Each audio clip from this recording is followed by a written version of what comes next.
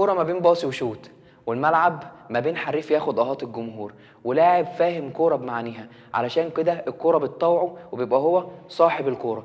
صاحب الكوره هو اللي الكوره بالنسبه له بتبقى سند، وهي اللي بتديله كل المجد. صاحب الكوره هو اللي الملعب بالنسبه له بيبقى ساحه الحريه، وفيه بيبقى هو رقم واحد.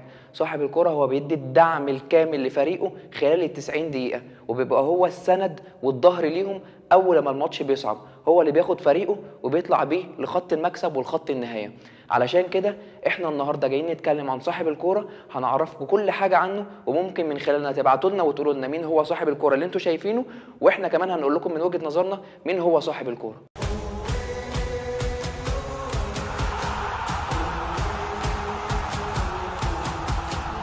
اليورو السنه دي مولع نار، كل المنتخبات بتستعد لليورو بكل طاقتها وكل قوتها. معانا المنتخب الانجليزي هنعرف عنه كل حاجه. انجلترا يا جماعه ما قدرتش ان هي تفوز باي بطوله كبرى من ساعه كاس عالم 1966. كمان المنتخب الانجليزي عنده رقم قياسي سلبي في اليورو باعتباره اكتر منتخب دخل البطوله وما قدرش ان هو يوصل للدور النهائي ويفوز بالبطوله من البطولات ال8 اللي هو شارك فيهم. تالت حاجة، السنة دي اليورو بالنسبة لإنجلترا جديد تماما باعتبارها بتلعب بلعيبة جداد، ما عدا 4 لعيبة شاركوا في يورو 2012. أول واحد هو حارس المرمى هارت وروني وهاندرسون وميلنر. كمان المنتخب الإنجليزي بيضم بين صفوفه أصغر لاعبي اليورو العام 2016 وهو راشفورد. منتخب فرنسا او منتخب الديوك، هنتكلم عن اهم مفاتيح لعب المنتخب الفرنسي اللي بتتمثل في لعيبته اللي هو حاطط فيهم امل كبير يوصلوه لنهائي يورو 2016. اول حاجه هو اللاعب جريزمان لاعب مهم جدا السنه دي مع اتلتيكو مدريد، واللي من خلال لعبه منتخب فرنسا كله وجماهيره حاطين فيه امل كبير جدا ان هو يوصله لنهائي يورو 2016. تاني لاعب معانا هو اللاعب كانتي هو لاعب ليستر سيتي اللي قدر السنه دي يحقق مفاجاه كبيره جدا في الدوري الانجليزي باقتناصه بطوله الدوري الانجليزي من كل الفرق الكبيره، واللي من خلاله ايضا قدر ان هو يفرض نفسه في المنتخب الفرنسي، ومتوقع ان هو يقوم بنفس الاداء وبنفس الدور مع المنتخب بلاده. ثالث لاعب معانا هو اللاعب بوجبا، هو لاعب خط وسط اليوفنتوس. السنه دي يا جماعه بوجبا قدر ان هو يشيل خط وسط اليوفنتوس لوحده بعد الرحيل العظيم بيرلو. زي ما اتكلمنا عن مفاتيح لعب فرنسا، هنتكلم برضه عن نقطة الضعف الخاصة بالمنتخب الفرنسي.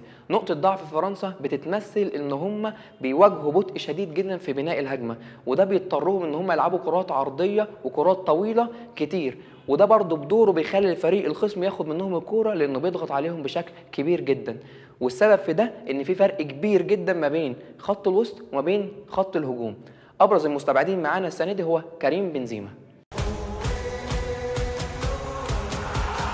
منتخب اسبانيا، السنه دي طريقه لعب اسبانيا بتميل بشكل كبير ل 4-3-3، وده بسبب ان معظم اللعيبه المشاركه مع منتخب بلادهم بيلعبوا بنفس الطريقه مع فرقهم في الدوري الاسباني، زي برشلونه وريال مدريد برضو اللي بيلعب بنفس الطريقه من ساعه ما كان بيدربوا انشيلوتي.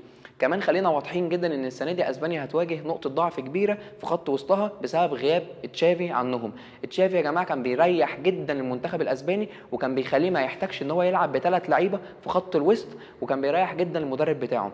تاني مشكله هتقابل منتخب اسبانيا السنه دي هو مجهود انيستا، بسبب سرعه وتوالي المباريات ده ممكن يؤدي سلبيا على مجهوده البدني مع المنتخب. مدرب اسبانيا ديل بوسكي ميز برضو لعيبه برشلونه وريال مدريد عن لعيبه اتلتيكو مدريد، وكان اهم المستبعدين من لعيبه اتلتيكو مدريد هو اللاعب ساول، وهو نفس الشيء اللي حصل معاهم في كاس عالم 2014 وخرجوا بخيبه امل كبيره جدا.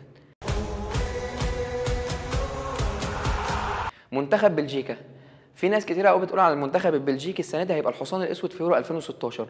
الكلام ده يا جماعه مش صح تماما. المنتخب البلجيكي منتخب حاصل على رقم 1 في العالم في سنه 2015 ورقم 2 حاليا، ما ينفعش يتقال عليه الحصان الاسود. المنتخب اللي بيضم اكبر لعيبه بتلعب في اكبر انديه اوروبا ما ينفعش يتقال عليه الحصان الاسود.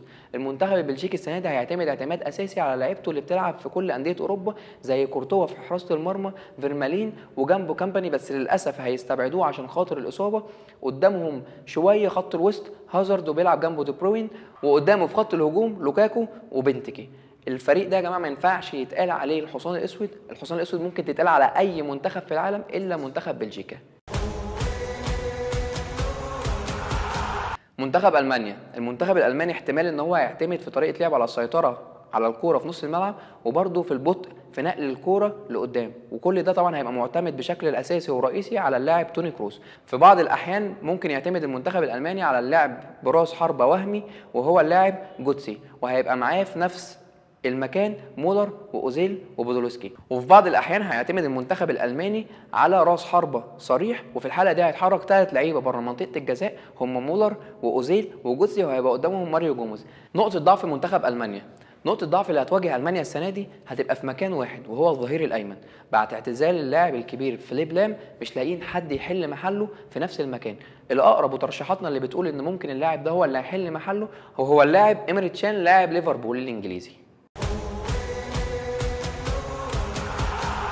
منتخب ايطاليا، المنتخب الايطالي بعيد كل البعد عن حظ البطولات بقاله 10 سنين من اخر بطوله كاس عالم خدها في 2006 من فرنسا.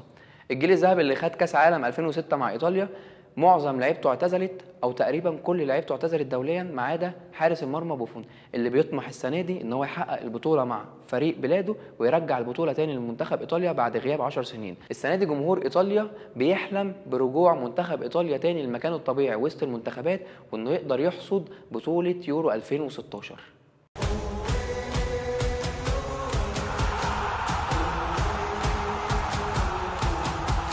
في نهايه الحلقه هنستنى ان انتوا تعملوا لنا لايك للبيج بتاعتنا على فيسبوك، سبسكرايب على اليوتيوب شانل، وتعملوا شير للفيديو ده لو عجبكم. في الكومنتات هنقرا منكم ارائكم واي حاجه مش عاجباكم عن الفيديو، او لو كنتوا استفدتوا او لا. كل سنه وانتم طيبين، ونشوفكم المره الجايه على خير ان شاء الله.